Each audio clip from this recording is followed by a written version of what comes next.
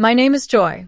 Standing in my mother's living room, surrounded by people who came to mourn her, I'm about to expose a family secret that has been hidden for 34 years. The room is filled with the scent of lilies and the hushed whispers of the congregation. My aunt, Clara, is beside me, her eyes cold and calculating. She's been trying to take the house and bury all the secrets it holds. Just a moment ago, I invited a man named Henry into the room. He stands at the door, a cardboard box under his arm, his silver hair and blue, gray eyes a mirror image of my own. Clara's face pales as she recognizes him. The room falls silent, and all eyes turn towards us. Let me take you back to how I got here. 3 weeks ago, I buried my mother, Emily. She was a kind, looking woman, but as it turns out, she carried a heavy secret. 2 weeks ago, I entered her empty bedroom for the first time since the funeral. The room smelled of lavender perfume and old books, a familiar scent that now only brought a pang of sadness. I started going through her dresser. In the top drawer, I found some old hairpins and a half-used lipstick. The second drawer held birthday cards I'd made for her when I was a child. In the third drawer, there were some old bills and receipts, nothing out of the ordinary. Then I moved to the mirror.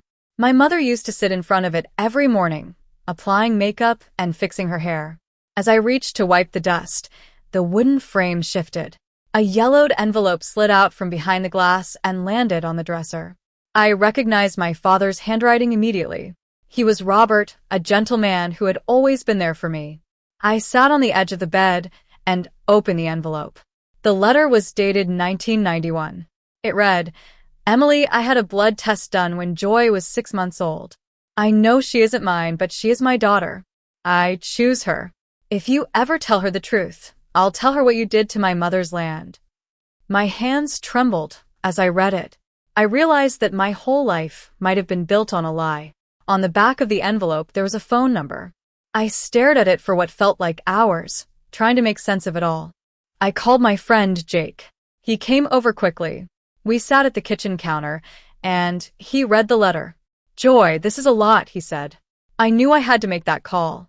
So, early the next morning, I dialed the number. A man's voice answered. "Joy." I was stunned. I hadn't even said a word. He continued, "I'm Henry. I've been waiting for your call for 11 years. Your father, Robert, came to see me before he died. He told me about the letter and said you'd find it one day." Before I could arrange to meet Henry, my Aunt Clara showed up at the house. She and her son, Ethan, arrived in a black sedan without any warning. Clara is a shrewd woman, always looking for an advantage.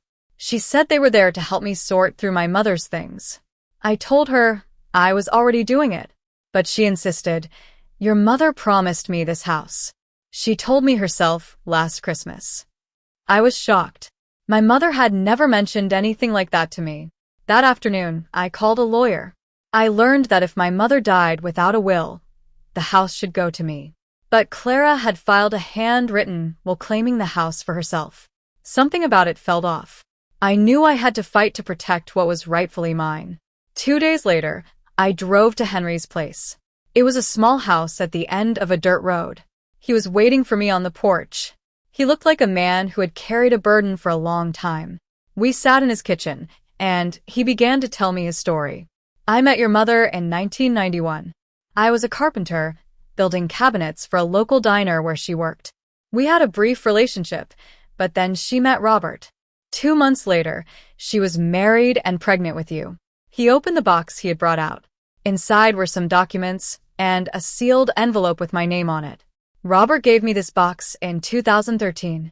He was sick and knew he didn't have long. He told me 3 things. First, you're my daughter.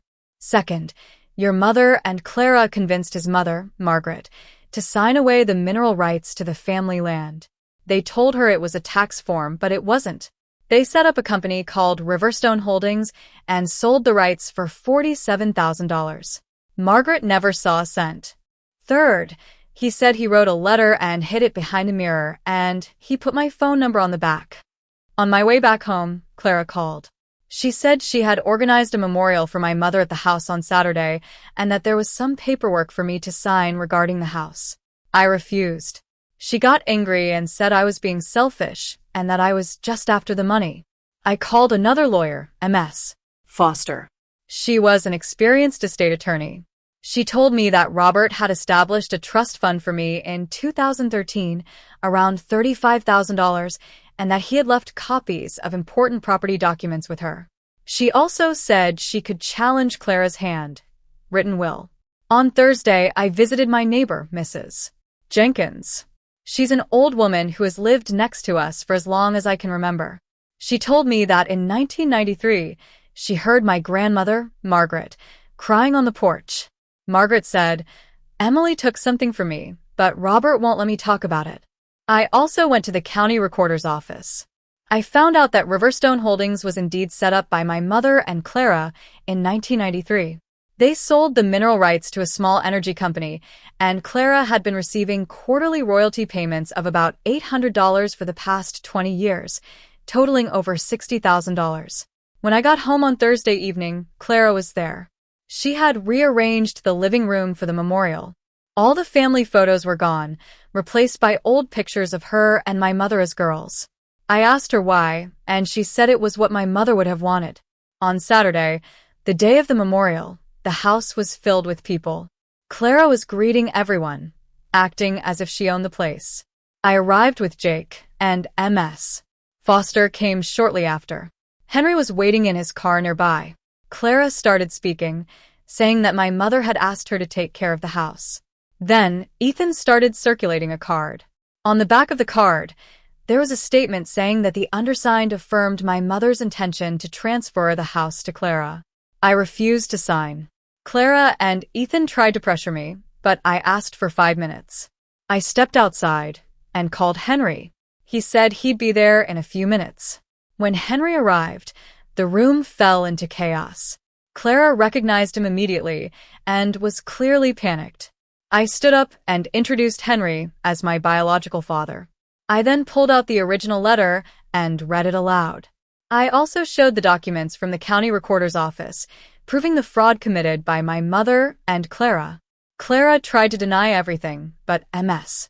Foster stood up and said she had certified copies of the documents from the county. Clara's face turned white, and she started to cry, saying they did it to survive. But Henry spoke up, saying I was never a mistake and that Robert had chosen me. In the end, Clara and Ethan left the house. The pastor came up to me and said my father was a great man, and I had shown courage. Ms. Foster said she would challenge the will on Monday, and based on the signature inconsistencies, she didn't think it would hold up. On Monday, Ms. Foster filed the challenge at the probate court. A handwriting examiner confirmed that the signature on the will was forged. The probate judge suspended the will, and the house remained in my name. Ms. Foster also sent a letter to Clara demanding repayment of the royalty income. I thought about pressing criminal charges, but I decided I just wanted her out of my life. The trust fund Robert had set up for me arrived in my account. It wasn't a fortune, but it was a sign of his love and foresight. I also found a second letter from Robert. In it, he said he was sorry he couldn't tell me the truth himself, but he chose me every day. He wanted me to give Henry a chance. I started visiting Henry on weekends. We'd work in his workshop and he'd teach me how to work with wood. It was a simple thing, but it was the start of a new relationship. The truth about my family had been a shock, but it also brought me freedom. I learned that loyalty isn't about silence, and family isn't about keeping secrets. I finally knew who I was, and I was ready to build a new future.